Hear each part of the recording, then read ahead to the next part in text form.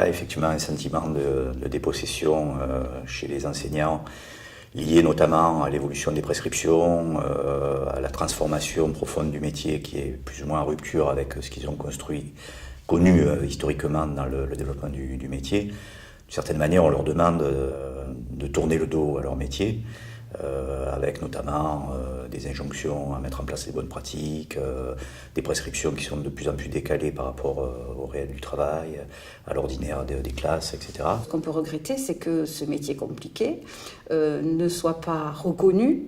Il faut des masters particuliers pour être psychologue, par exemple. Pour être enseignant, apparemment, on peut venir de n'importe où, ne pas faire un master particulier et se voir confier tout de même des élèves. Il va y avoir de nouveaux documents qui vont spécifier ce que les enseignants doivent enseigner au CP, au CE1 ou dans chaque classe. Et ça n'a jamais existé.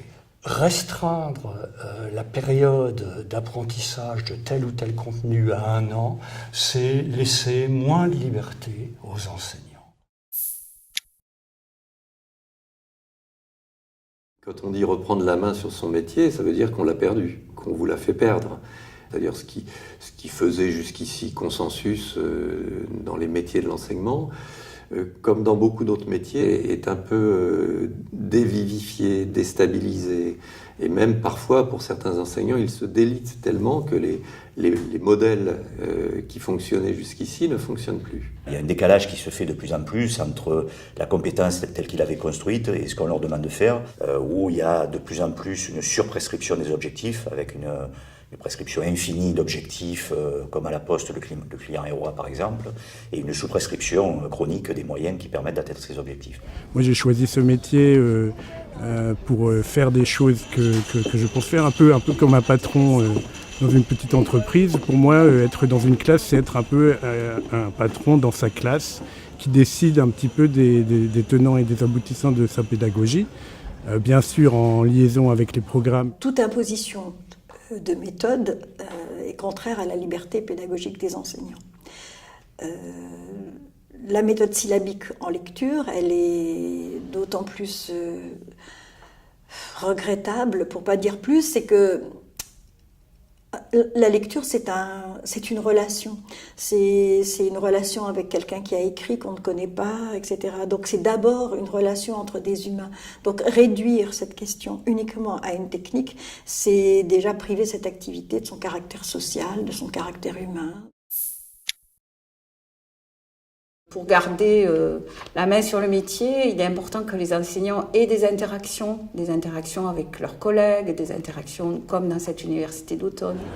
Alors les stratégies qui, selon moi, pourraient fonctionner pour reprendre la main sur le métier seraient notamment la prise en compte des différentes pratiques des enseignants et des moments où ils peuvent échanger sur leurs pratiques, avoir des temps donc sur le temps de classe pour pouvoir donner des pratiques qui fonctionnent et pouvoir dire donner des recettes entre guillemets entre enseignants, entre pairs et pas juste du haut vers le bas.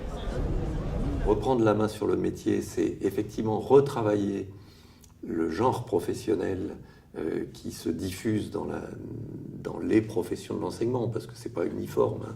Je pense que là, il y a beaucoup de travail à faire.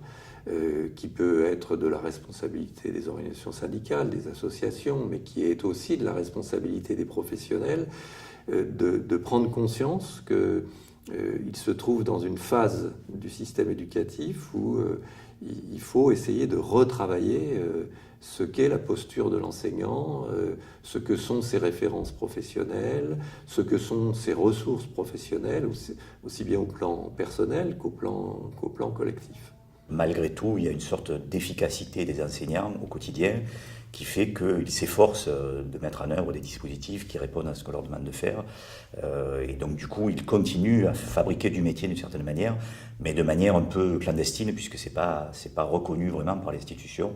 Cette expérience-là n'est jamais capitalisée. Leur indépendance intellectuelle et professionnelle, il faut qu'elle soit outillée. C'est-à-dire qu'il y a une véritable formation et en particulier la formation initiale qui est en ce moment tout à fait menacée. C'est une formation qui normalement ne vise pas à donner des kits aux enseignants, mais à leur donner les moyens de fabriquer ce dont ils ont besoin dans la classe. Je fais le pari de l'intelligence des enseignants pour dire que l'on va garder la main sur le métier. Je crois qu'il faut rester malgré tout optimiste, même si l'heure est grave et qu'il ne faut pas non plus faire l'autruche, ignorer ce qui se passe au niveau de l'institution et se dire que ça va passer si on ne réagit pas et qu'on ne reprend pas la main sur le métier.